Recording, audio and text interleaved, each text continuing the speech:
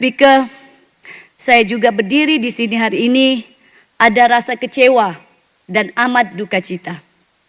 Dewan yang mulia ini yang sepatutnya menjadi tempat perdebatan yang beradab dan hormat telah dicemari oleh insiden yang tidak sepatutnya berlaku. Insiden yang berlaku kepada saya yang ditumbuk di bahu semasa persidangan yang lepas adalah satu tindakan yang sangat tidak wajar dan tidak boleh diterima. Walaupun ada pihak yang mengatakan insiden ini hanyalah gurauan, ada yang kata bukannya sakit. Saya mohon untuk tidak dicela, Datuk Speaker. Dia tidak bagi laluan. Ada yang kata tidak sakit. Sangkaan jahat. Ada yang kata tidak sakit, sedangkan saya yang merasa.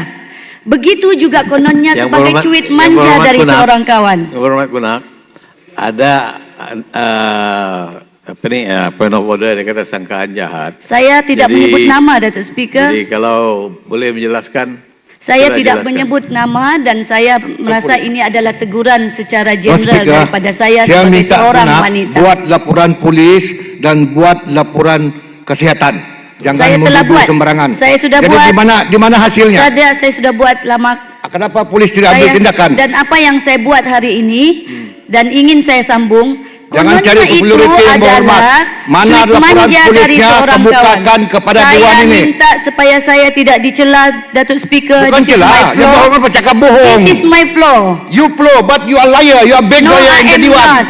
I am not. Yang berhormat, kalau ada bukti, kebukakan dengan speaker. Saya bukan saja ada bukti, saya juga ada video. Jangan mencari meraih keuntungan di luar sana. Rakyat bukan bodoh.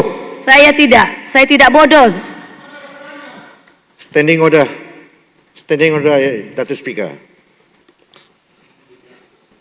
436 seorang ahli tidak boleh mengeluarkan sangkaan jahat terhadap mana-mana ahli lain.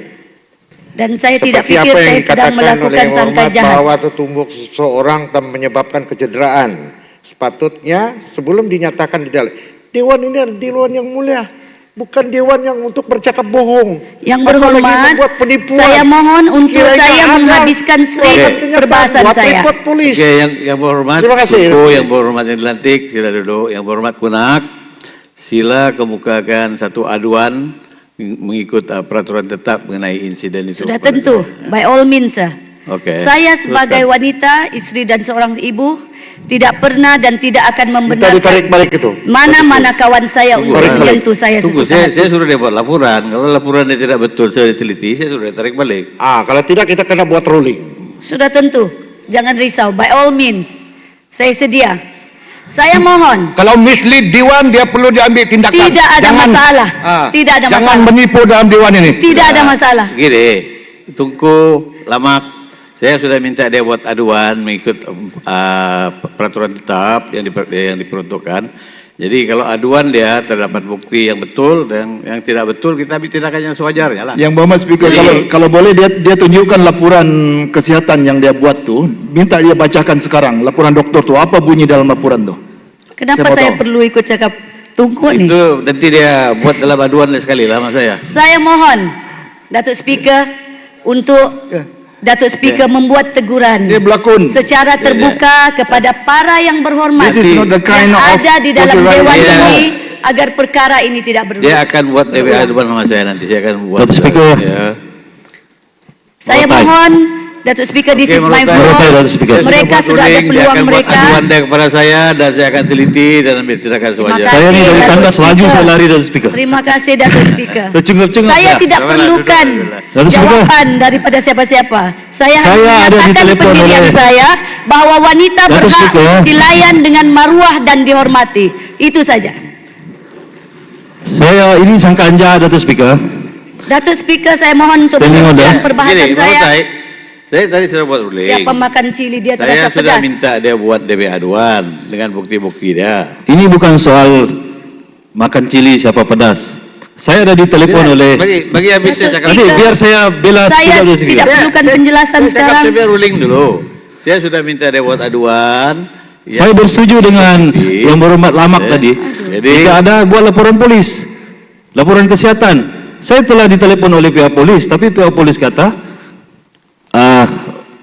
Yang Datuk Muhammad, Speaker, yang saya Muhammad tidak Kunas rasa Datuk Speaker tidak saya mau mengambil perlu tindakan dipanjangkan selanjutnya. Saya tunggu dan supaya memberi dibawa ini ke ruang mahkamah. Yang kepada Supaya saya boleh membela lagi. sedangkan saya tidak menyebut yang pun nama. berhormat Merotai, Tak sebut nama pun saya satu orang saya yang tumbuk.